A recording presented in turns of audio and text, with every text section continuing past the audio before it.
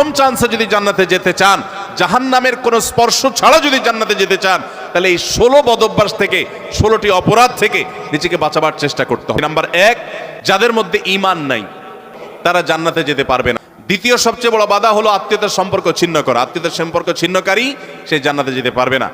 তৃতীয় বড় বাধা হলো যারা চগলখড়ি বদঅভ্যাস আছে, এই রোগটা।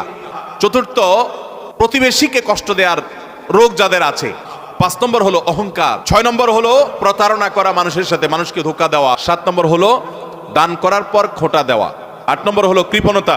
9 নম্বর হলো ঘুষ দেওয়া নেওয়া। 10 নম্বর হলো মা বাবার নাফরমানি করা, মা বাবার অবাধ্য হওয়া, মা বাবার অসম্মান করা।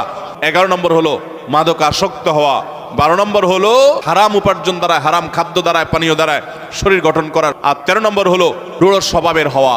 14 নম্বর হলো গণক হওয়া। 15 নম্বর হলো ব্ল্যাক ম্যাজিক করা, ব্ল্যাক ম্যাজিশিয়ান। আর 16 নম্বর হলো সিল্কের পোশাক পরা।